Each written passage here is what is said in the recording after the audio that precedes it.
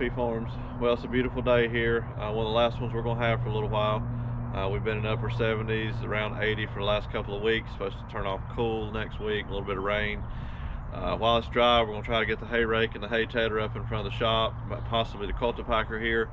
Got to move that old John Deere cultivator I've got up there. Need a loader tractor.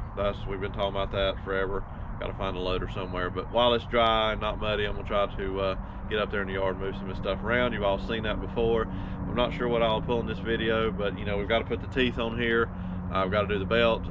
Need to drill and tap these bushings for grease fins. I'm not sure if I'll do that right now or not, but I've got to put some tubes in the tires and do a little work to the hay tedder there. I'll try to throw a card up here about some issues we had with it last year as far as the adjustment. So you know, hay season will be here before we know it, so can't keep putting it off. Dad's 3,000 still in the shop, so we're just gonna work outside on the pretty days while we can. So let's see what we can do.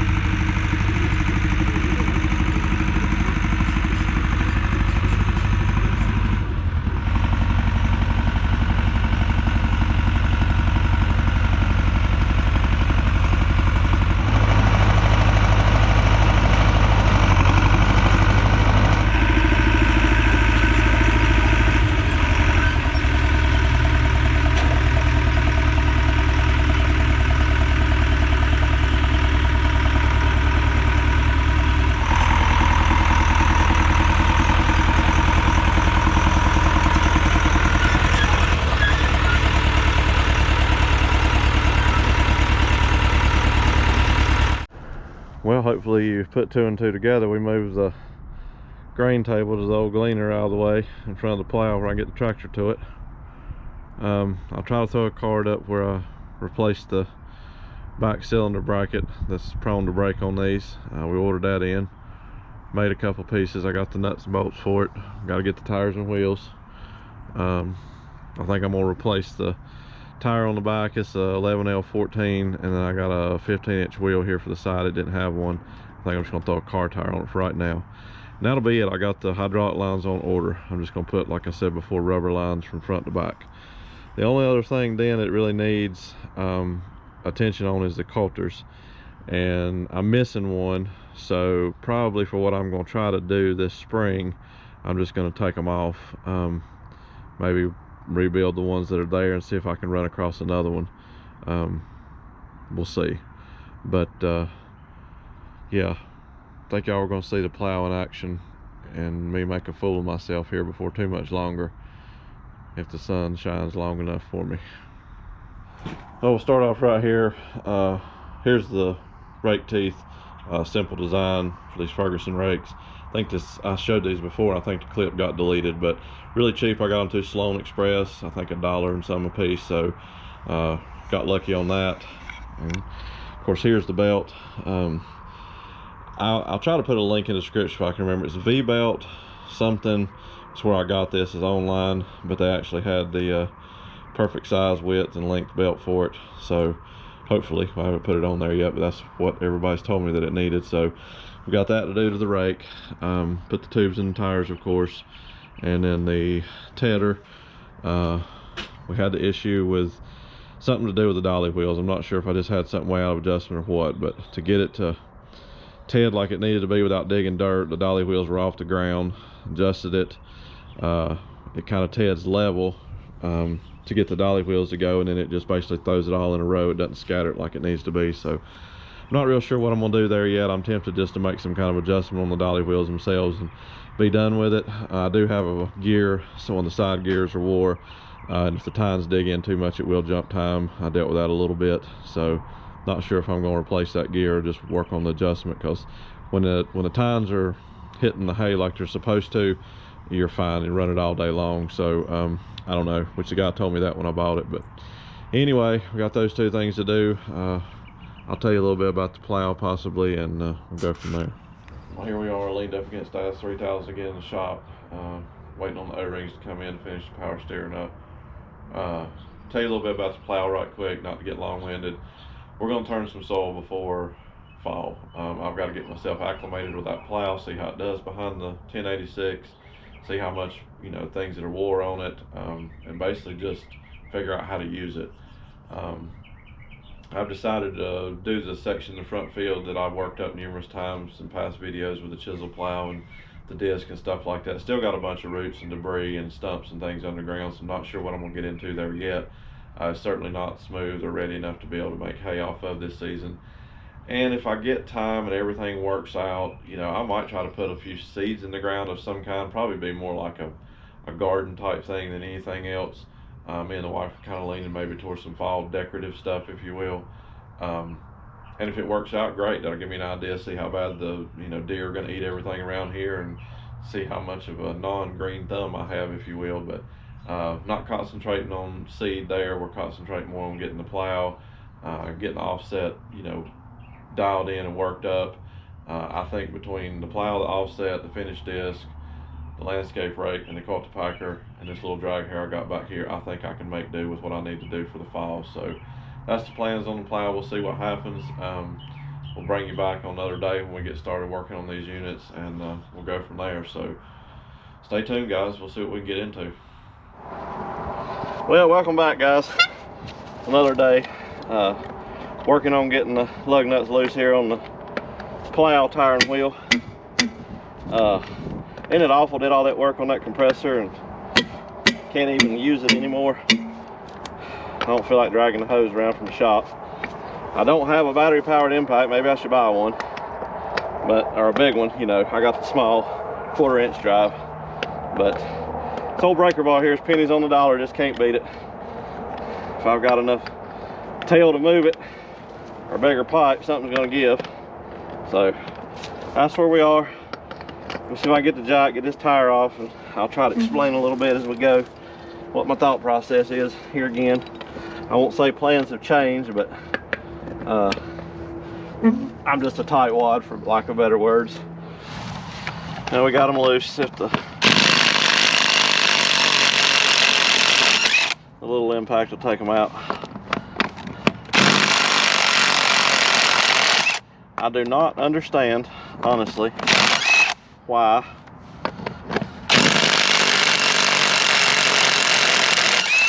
I guess somebody can steer me in the right direction, but why implements and pieces of equipment have bolts, lug bolts, instead of studs. It's so aggravating to try to get something started back. I know there's a reason behind it, but anyway, we're gonna get this off, get around here to the shop. I'll explain a little bit about what's going on, see if we can take care of some of these ants that's in this tire with a brake clean. Okay, guys, real quick, try to break this down for you.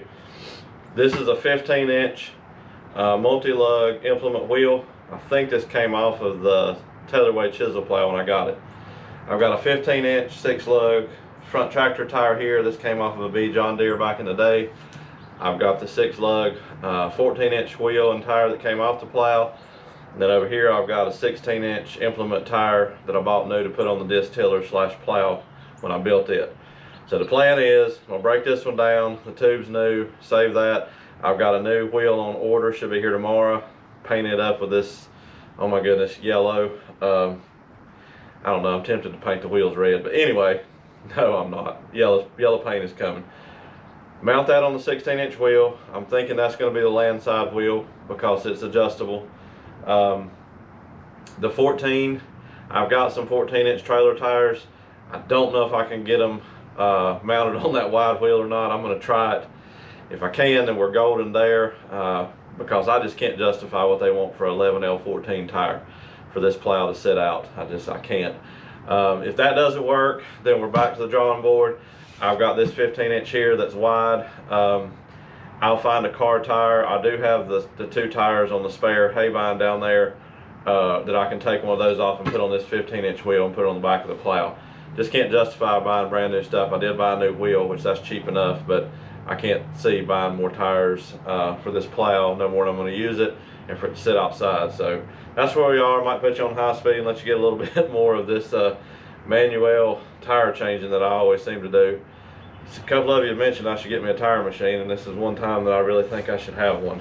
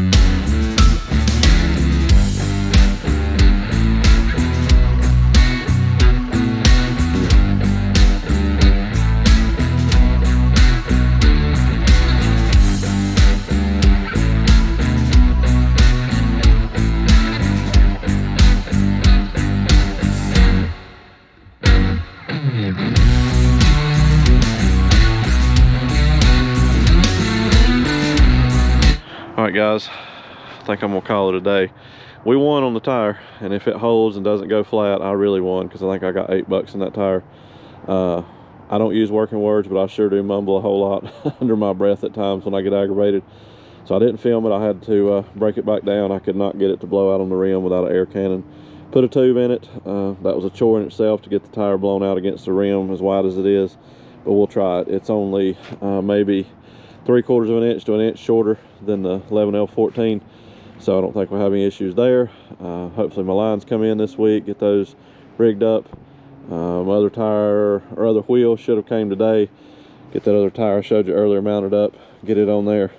We'll be getting close to getting this unit behind the 1086, and then later video we'll discuss the plans. I'm not sure about the coulters yet, what I'm gonna do with that, but bring it back tomorrow guys. Stay tuned.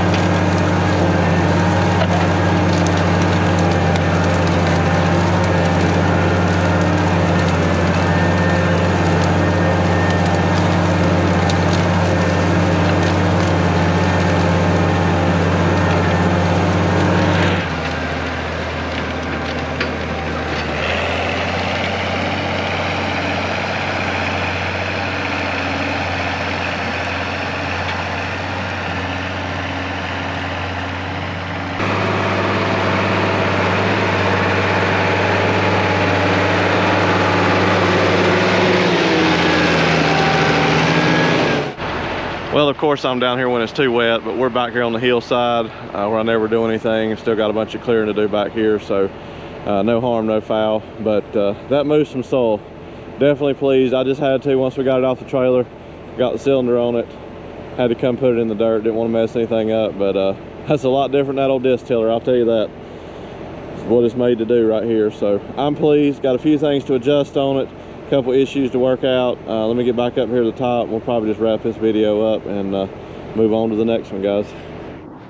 All right, guys, we're gonna wrap this one up and call it good. Sun's going down quick. Sporadic content on this one again. Filmed over several days what's been going on here at the farm. Unloading equipment, moving it, working on it. Some tire work. Told you about the plow. Told you about my plans. We got the offset unloaded. That was a huge accomplishment today. My dad being here was a huge help with that. I'm so glad that we've got the loader. Made it real simple. Did get it hooked to the 1086. My hoses aren't quite long enough, and I don't think that the stroke is long enough on my cylinder. It won't pick it completely up off the ground in the front. I don't know if that's a tongue adjustment, it is kind of nose down, or if it's just a cylinder. It's just one I had on the disc plow. It didn't have to move very much, so this may take a longer stroke cylinder. Got to do a little research on it, but we turned some soil with it, so that thing's going to be amazing for what I want. I mean, it's a dream come true, really, to finally have an offset. That's what I always wanted. But anyway, thank you guys for being here. Really appreciate all the new subscribers coming over, all the great support and comments. You guys are just amazing, honestly. Really appreciate it. Hopefully you're still enjoying it. We've got a lot to come yet, so definitely stay tuned. If you're interested in any merch, look down in the description of the video. I'll put a link to Mad Moose Designs IP Farms for the pennies on the dollar hats, decals, and shirts. And we'll just see what happens over the next couple of days, guys. I really appreciate everything. Until next time, thank you.